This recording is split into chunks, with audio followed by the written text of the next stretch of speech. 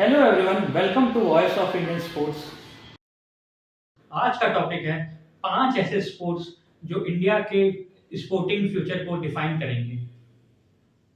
आप social media पे दो टाइप के लोग देखते होंगे। एक जो हर छोटे से मेडल को रिवॉल्यूशन बना देते हैं और दूसरे जो बोलते हैं कुछ भी इम्प्रूव नहीं हो रहा। लेकिन सच्चाई हमेशा दोनों के बीच में होती है और इसलिए मैं आपके सामने उन 5 स्पोर्ट्स के बारे में बात करूंगा जो वाकई में इंडिया के स्पोर्टिंग फ्यूचर को शेप कर सकते हैं।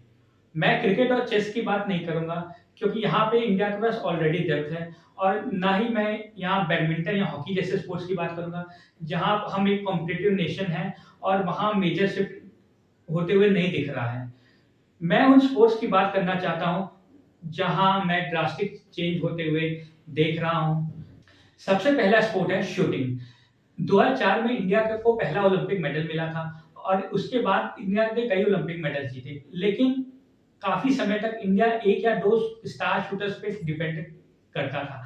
आज हमारे पास काफी बेटर डेप्थ है। अगर हम राइफल और पिस्टल की बात करें तो चाइना के पास सबसे बेटर डेप्थ हमारे पास है।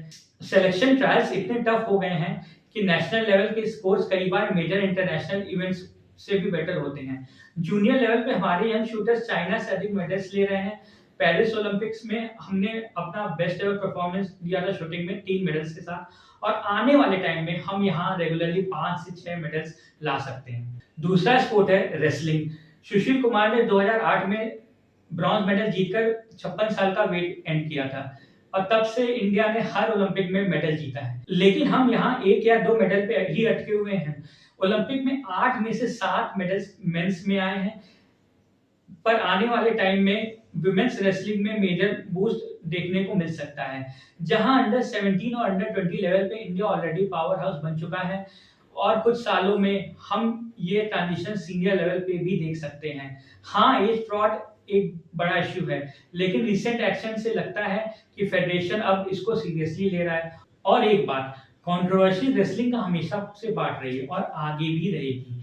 तो रिसेंट कंट्रोवर्सीज देखकर आप घबराएं नहीं, ये देखें कि परफॉर्मेंस कैसी हो रही है। और सच ये है कि हमारा टैलेंट पूल जो है वो लगातार बढ़ रहा है। Third is table tennis. यहाँ इंडिया पावर हाउस कंट्रीज से अभी भी पीछे है, लेकिन गैप लगातार कम होते जा रहा है।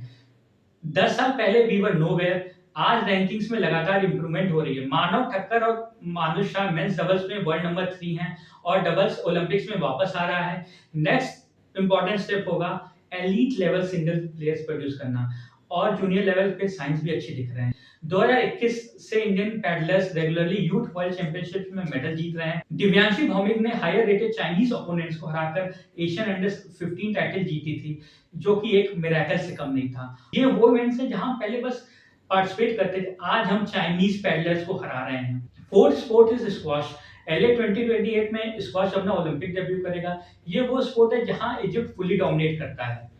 इंडिया ने पास्ट में टॉप 10 प्लेयर्स प्रोड्यूस किए हैं, पर upcoming talent are even better. Anahat Singh outside of Egypt most exciting prospect है, जूनियर वर्ल्ड नंबर 1 है करेंटली। और एक बात, ओलंपिक इंक्लूजन का मतलब होता है ज्यादा फंडिंग, बेटर इंफ्रास्ट्रक्चर, ज्यादा अटेंशन, तो यहाँ राइज होने की पूरी संभावना है।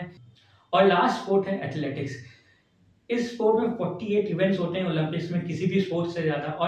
और इंडिया के पास एक ग्लोबल सुपरस्टार भी है, Neeraj Chopra, who has won every big event. Star काफी नहीं होता, एथलेटिक्स में मल्टीपल इवेंट्स में डेप्थ होनी चाहिए और यही चीज रिसेंट ईयर्स में इंकरेजिंग है।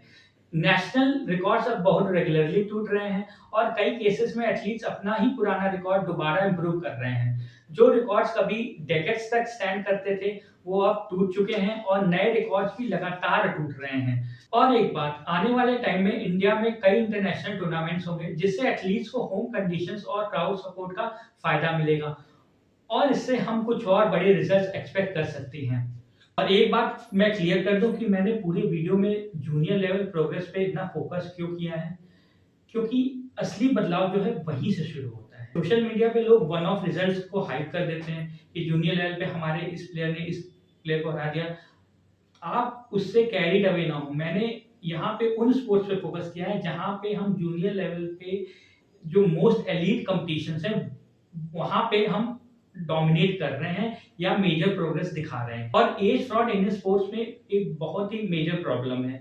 तो इसलिए मैंने उन स्पोर्ट्स पे फ़ोकस किया है जहाँ ये फ्रॉड प्रॉब्लम नहीं है, या तो अगर है भी तो फेडरेशन ने वहाँ स्ट्रिक्ट एक्शंस लिए हैं। अब हमें ये समझना होगा कि ये स्पोर्ट्स इंडिया को क्या दे सकते हैं, तो शूटिंग से शुरू करते हैं।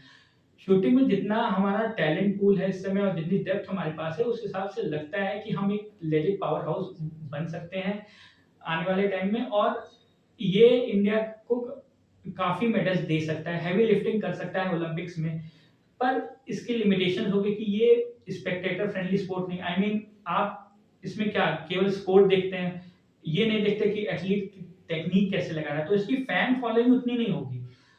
पर रेसलिंग अलग है, यहाँ मेडल्स भी आ सकते हैं, और प्लस रूरल एरियाज में ये ऑलरेडी डीपली पॉपुलर स्पोर्ट है, तो जितने मेडल्स और बढ़ेंगे फॉलोइंग उतनी अधिक बढ़ेगी। और फिर आता है table tennis. Table tennis urban area में इसका अच्छा खासा बेस है।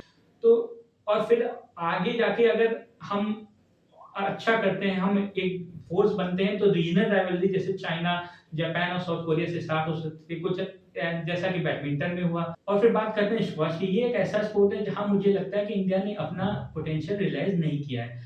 हम already top 10 rank players produce कर चुके हैं बिना major support from the government.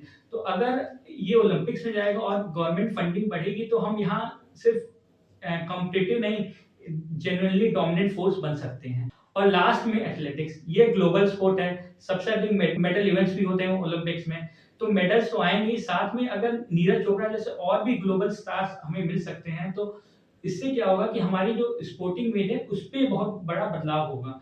तो आप बताइए आपकी क्या राय है? क्या आपको लगता है और भी कई ऐसे स्पोर्ट्स हैं जहाँ मेजर शिफ्ट आने वाला है?